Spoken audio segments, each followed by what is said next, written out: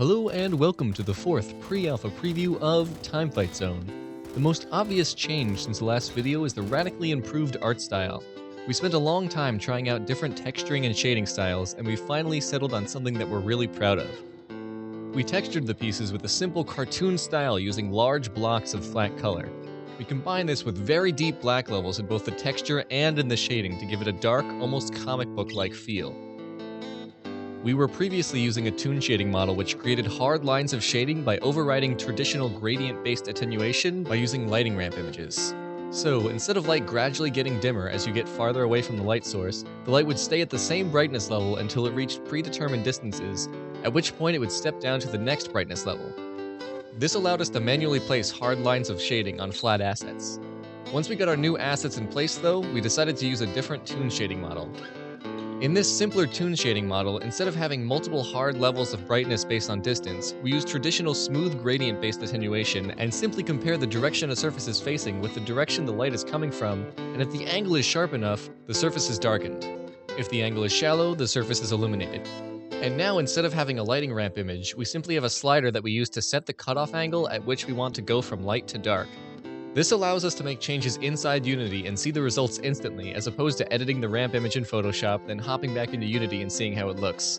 This also allows us to set different lighting settings for different assets, since we can set the slider differently for each material without having to worry about making a bunch of lighting ramps, which takes up more time and disk space than it's worth. We also let the alpha channel of each light modify the cutoff angle of the shading, which lets us modify how each light wraps around objects. The freedom to modify the cutoff angle both per light and per material has allowed us to tweak the lighting to near perfection. We also added a color picker so we can set custom highlight and low light colors. Right now we're only using it to set the highlight and low light brightness, but we could use it to create lots of interesting effects in the future. We added some procedural detail to the environment recently as well. Some walls will randomly be missing bricks, and ceiling beams will randomly grow moss each time the level is loaded. For the ceiling moss, we had to create a transparent cutout variant of our shader that supported alpha maps. An alpha map is a grayscale image. The shader translates the brightness of each pixel into transparency. The blacker the pixel, the more transparent that part of the image is. The final environment addition is spike traps. Each level in Timefight Zone will have unique environmental hazards to create what we call soft barriers. By contrast, a hard barrier is something like a pillar or a wall, which absolutely cannot be passed through. You can make very interesting play areas out of purely hard barriers, but soft barriers add an entire new dimension to an area. By adding a space that can be moved into, but must be actively avoided, you give players more to think about and more options. Most of the time, a player will treat a soft barrier as a hard barrier and try to completely avoid it.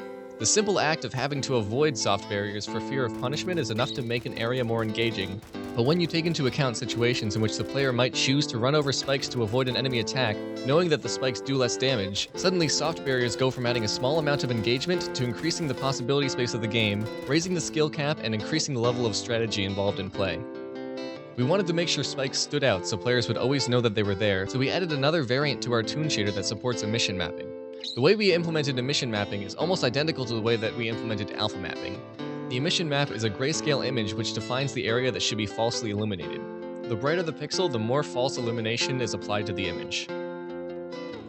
We also did some tweaking to the enemy spawning and dying effects. Previously, we had a simple dissolve shader to make the enemies dissolve into existence.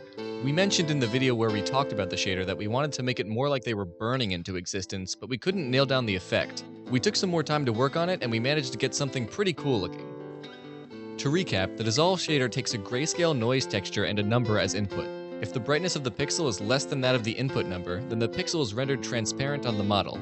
So by increasing the input number over time, we can create an animated dissolve effect where the darkest pixels will vanish first and the lightest pixels will stay around the longest. To make this more like a burn and less like a simple dissolve, we used a burn ramp around the edges of the dissolved area to create glowing embers on the areas that are about to dissolve. We simply calculate how close a pixel is to dissolving and then choose a pixel on the burn ramp to override the texture color. When an enemy spawns, the dissolve shader dissolves the enemy in, and when an enemy dies, it dissolves them out. We also added a lot of drag to the ragdolls to make them look almost slow motion as they dissolve away. The last visual change to the game is Tallboys Laser. This is the third version of Tallboy's attack, but it's finally exactly what we envisioned when we designed him. It's purple to match the Coven's fireballs, and it's finally an actual laser. In the next video, we'll talk about some grand sweeping changes we made to some of the core mechanics of the game, as well as some completely new features. That's it for this video. To keep up to date on the game, you can subscribe right here on YouTube, or check out our website at codeavarice.com. You can follow us on Twitter at codeavarice, follow the artist responsible for all the pretty stuff at Felissa3x3x3, and myself at SpruderW. Thanks for watching.